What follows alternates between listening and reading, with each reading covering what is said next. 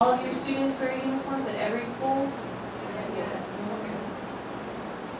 Okay, so yes, so clothing you have to find after school or on the weekend when they go to a party out, what are you going to wear? And label it. Show us, and maybe tell us where you might buy it or where you might shop it. You know, I don't know. Were there other ideas? I know we've heard from about 3 people. Were the rest of you being quiet? This thing will be in her throat. We talked about a bunch of them. Did you all get one?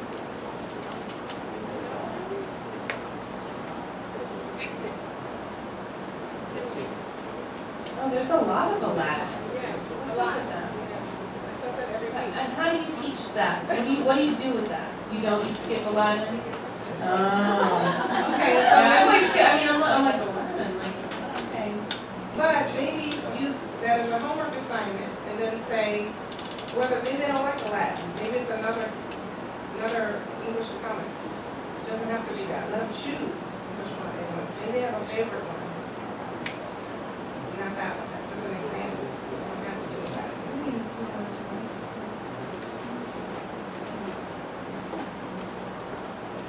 Do you ever have programs where you talk with other students from other countries, like using Skype or something, in a video camera? That would be good practice. The only challenge we talked about trying to do that. Well, they We're do it like maybe 12 hours. England or something. Yeah, maybe England because we're 12 hours. So Australia would work too.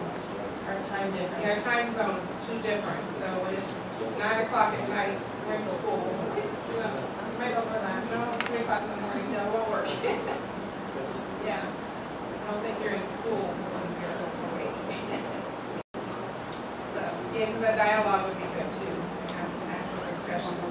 So one thing we're kind of spoiled about technology is I have a computer mobile cart with 14 computers in my classroom. So when we do our research, we do it in the classroom on the computer. When we write a paper, we write it in the classroom. I do have one class with 15, so I have unless someone's absent, I have a little challenge. We can always work it out in our own computer from another class. And then we have computer labs that you have to sign up to use, like the whole class. So the computer lab, so a lot of tests are done online as well. So we have a lot of quizzes and tests. I don't have a computer lab in my room, but I share one with 2 other teachers.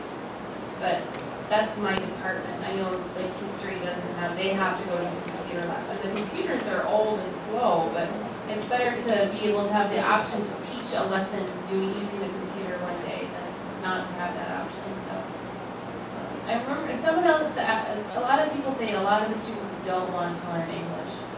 And I can relate because my students want to learn English because they want to communicate. They live in a country where everyone speaks English. However, I also have to teach them science. Who cares about the atoms, the cells? They say, oh, this is so boring, Miss Coke. Oh, I hate that. And you know, I have the same challenge where I have to make it, well, not only is it important, and I hear a lot of teachers say, well, why do we have to learn about this? And I say, oh, because it's on the test. And I try not to say that because I don't think that's fair. I think the reason we teach these things is to help the students become better people. Be prepared, and maybe they want to become scientists or they want to work in health or something related. But it also just helps them learn a little bit more about how the world works. So the more fun the lesson can be, the more engaging, the more choices they have. Well, we have to learn about cells, but maybe I'm going to make a poster or I'm going to make a PowerPoint or I'm going to investigate a plant cell versus if they have choices, then they feel more in control. They don't have to do it. They want to do it in one way versus another. So that choice is really important to make the class more engaging.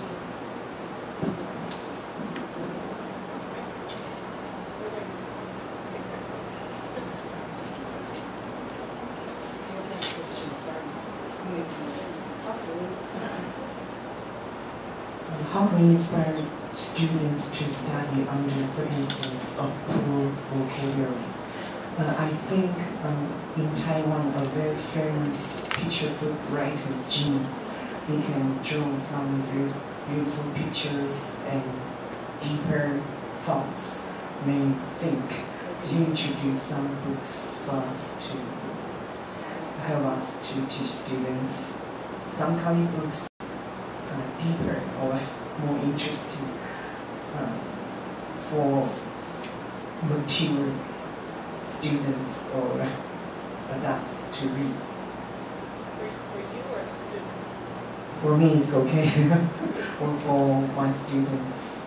Because, for example, our textbook like this, I think it's a little silly or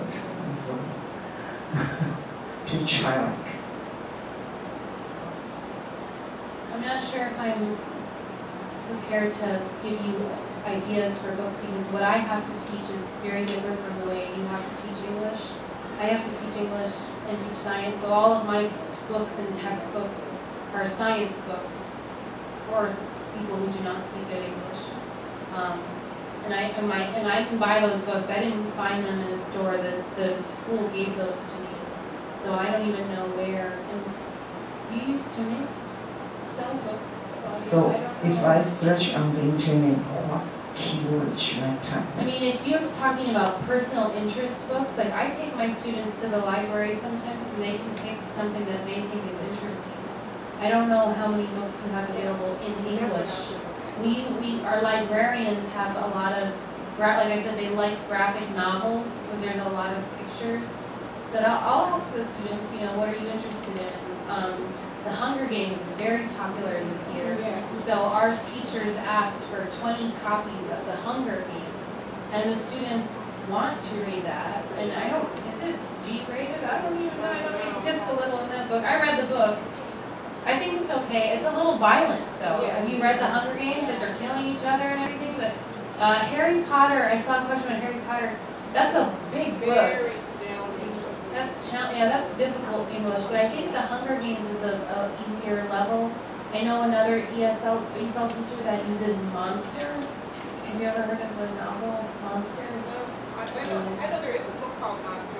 Yeah, and it's all the majority of the book is dialogue, or the young boy is reading.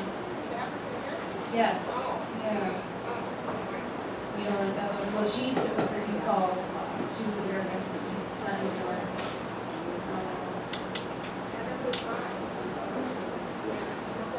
I read it a couple of months ago. Oh, there it is. You know why? When I sold books, I try to focus on positive books.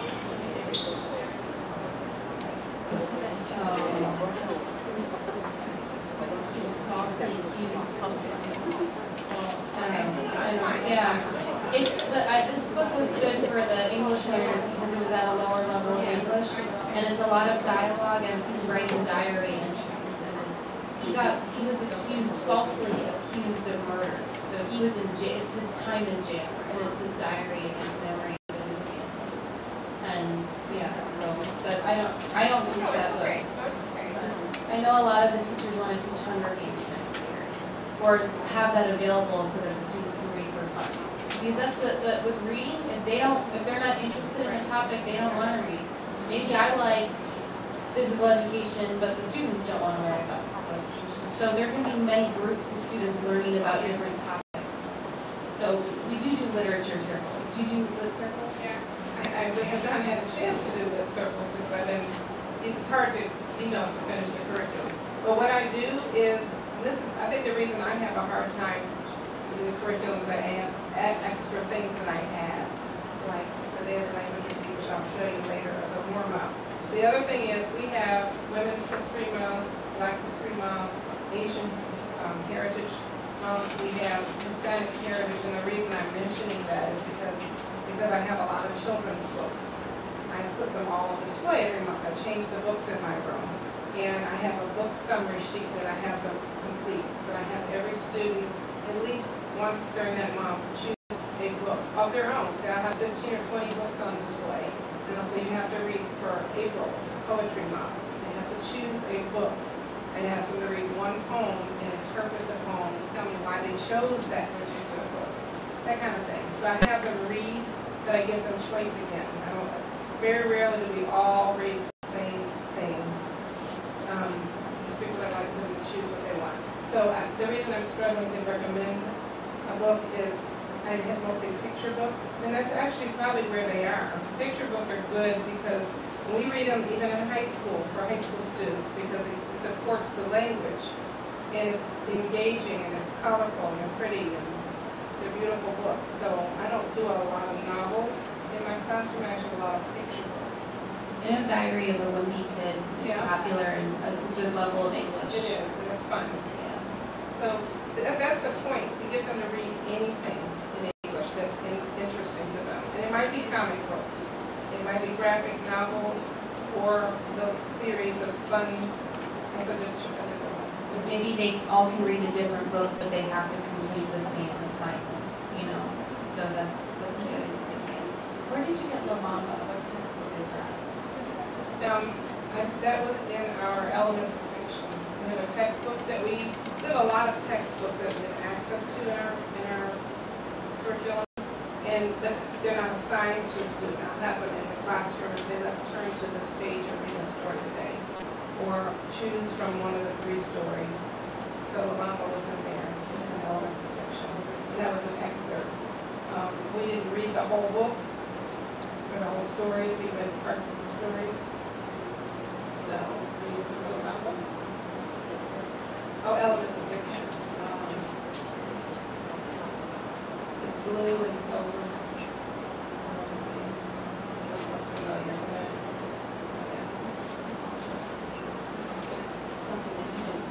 No, it's a textbook from school.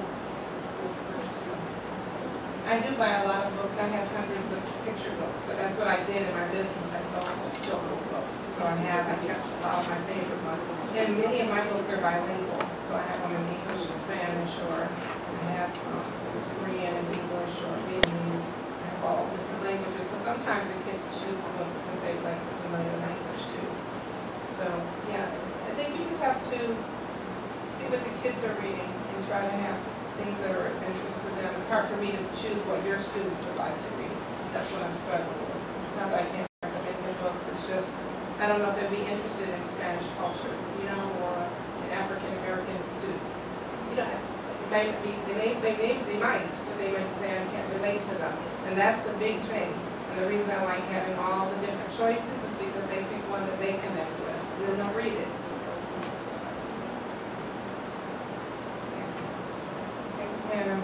So we have any more? Anyone? You all have a couple tables that have been quiet. We're not going to get ideas out of you all. They come up with a theme or a creative way to have them find English in their surroundings. Well, you know what? Here was one. Food. Did we talk about food? You said lunch. But it was funny. I went over and Ella brought me a cheese cracker because we haven't had much cheese since we've been in your country. We eat more cheese, I think. That's why you all are healthier. That was much fat in your diet. But as I read, is it Yuki? Okay, this Yuki cracker says cheese sandwich cracker right on the label. So maybe what you have them do is find something that they can bring in that has English on it and present it to the class, and let them decide how they're going to present it. Are they going to do a presentation? Are they going to make a poster telling us about the ingredients and the nutrition facts and you know, where is it made and whatever they want about it. Their favorite snack, their foods, find something that they can bring in and show the class. I think they just aren't even aware that the English is everywhere. It really is. And then they can maybe do a PowerPoint if they have access to a computer, take a picture and put it up on the screen. They can write an essay about, you know, why this is their favorite snack or whatever. So just, but everyone can bring in one thing and they have all these different things they'd be sharing. They can hear a lot of different language and they can practice and speaking as well.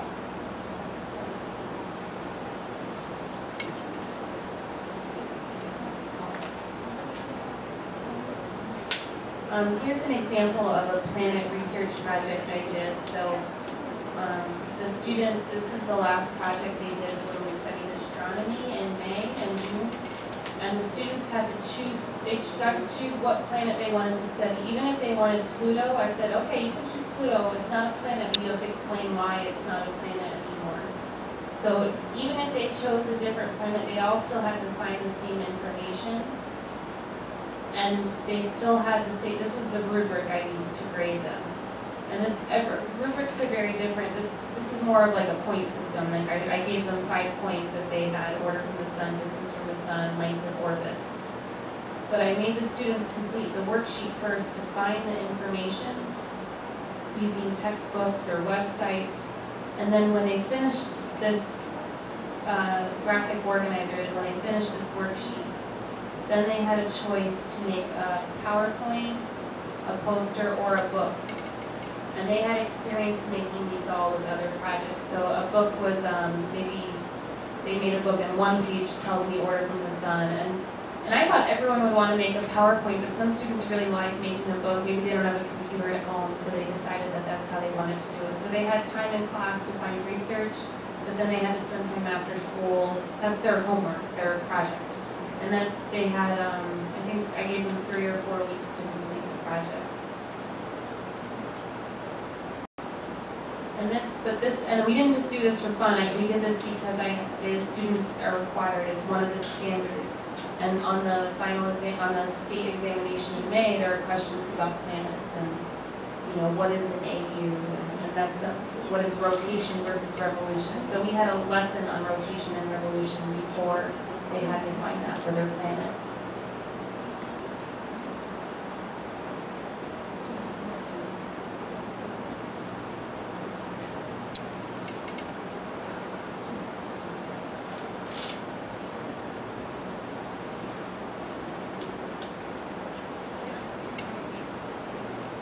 There have been questions about grammar, and I was looking at the standards.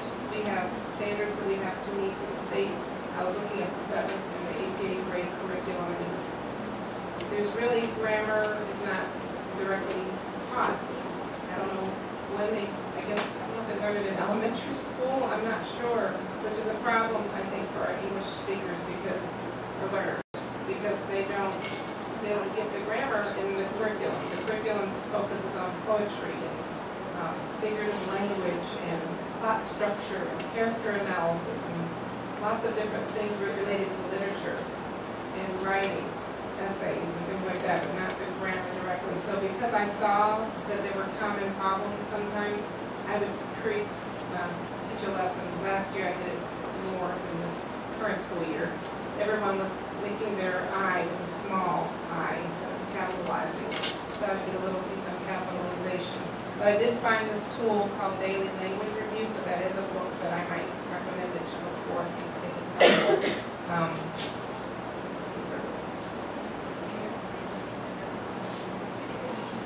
I scanned this in because I thought if you want to see, this is an example. It comes in a package of 5 days. Every day there's an exercise. So I make copies now and start as a warm-up for my class every day. I cover many weeks of school year. There's 1 week for every week of the school year. And I didn't start it at the beginning, probably halfway through the year. I think we got up to about week 17. So this one, there are 5 questions every day, and I start every class. I give them the packet on Monday, and they take it out every day for their warm-up. Because it makes for good discussion. They learn some vocabulary, but the idea is that they learn how to write better sentences. They put in corrections. They learn about alphabetical order, all kinds of things. Not always grammar, but this one they're supposed to correct the sentence. And then, unfortunately, there is an answer key at the back in case we're not sure. So I'll put this up on our smart board, and I'll have the students come up and correct the sentences after they've done it. And then because it takes too much time, I might just have us give the answers as fact or fantasy, or what words make up the contraction they have. And so they learn a little bit about contractions that way, even though they won't have a lesson on contractions, or we'll practice that way. So this one, they learn about capitalization. We always capitalize someone's name. We start the sentence with capital letters, begin with punctuation. So they get to practice that. So that's what I like about the review. And let's see, 5, it says choose the best word to complete the sentence. All right, so they learn here. The car is it the noisier vehicle on the block, the noisy vehicle, the noisiest. So we have conversations about the best answer is and why. And so, as far as grammar, it's it's not a lot of direct instruction. They get it kind of from being exposed. I don't know that I agree with that, but it becomes a challenge. I've talked to some of the world language teachers like you, teach English as a foreign language. When I speak to our Spanish teacher and our German teacher, they're frustrated because kids don't know grammar. So when they get to learning German and Spanish, they don't know what a past participle is because they've never been taught it correctly. So a lot of our kids that come to us from your school system, they know grammar. So it's really a good foundation, I have to say. It really helps them. And the kids that don't have it struggle a little bit more. So it's not part of our curriculum. We don't teach it directly. I'm not even supposed to teach that, but I do because I think it's needed. I do it. Yes? The bad thing is the students, they learn grammar first. And the teachers here do a lot of grammar translation here. So that really limits the students' speaking. Because when they speak out, they have to think about the grammar first. And in the real situation, people don't wait when you think about it. And I'm thinking about the accuracy and the fluency. Which one is more important? Say it again, what? Accuracy and fluency. Yeah. Yes. Accuracy and fluency. Depends on what I'm assessing them on. I mean, with content, I need them to be accurate. They need to know that condensation is different, different than evaporation. That needs to be accurate. So tell me, so accuracy more important or fluency of yours? In Taiwan, not fluency. Accuracy. They want it to be right. No, you're right. Yeah, yes. That's a hard they can go to a good school. Well, I think the truth is accuracy probably is important because when you look at our WIVA test, so the English test we give, remember 35% was reading, 35% was writing, only 10% was speaking and listening. So I think we put less importance on fluency as well. But the reality, right? That's true. There's fluency in their right. That's true. So what I was going to say, but the reality is they live in an environment where they have to learn to speak fluently or they can't communicate. So that's so they're both important. I did a semester with my student teaching where we taught a novel at high school level. And this was a lesson I did on past conditional. And the students have a very, very difficult time with, if it had rained, the streets would have gotten wet. And this was a level 3, so it's middle level English.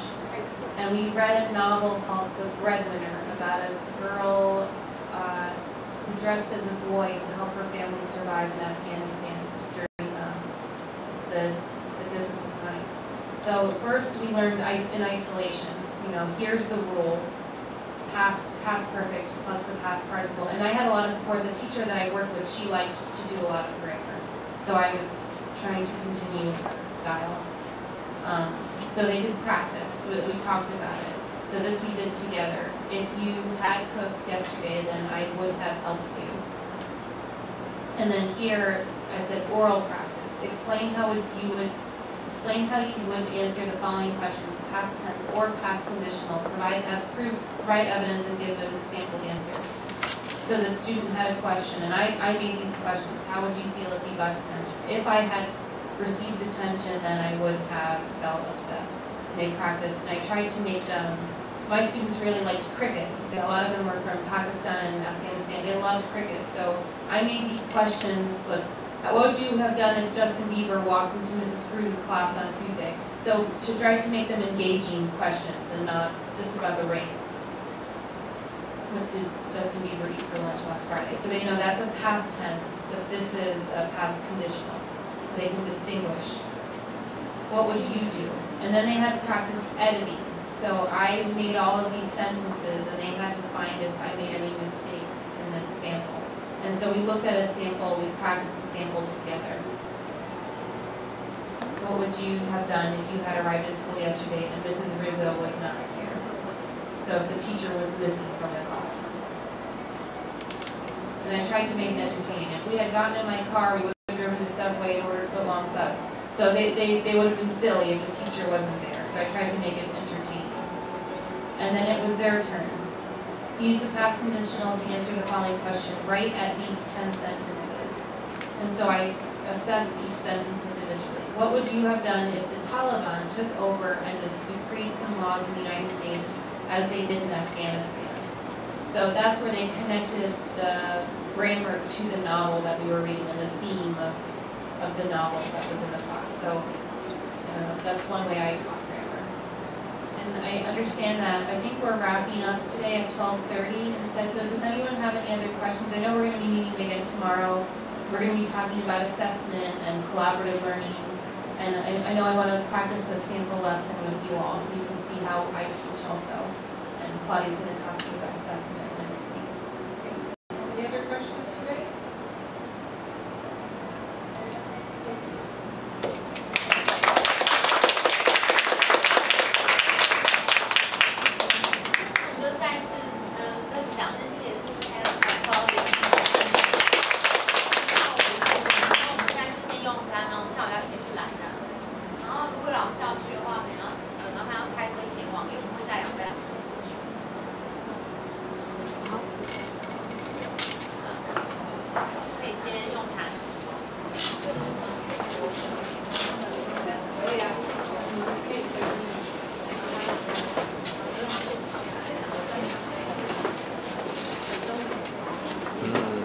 用餐也要录吗？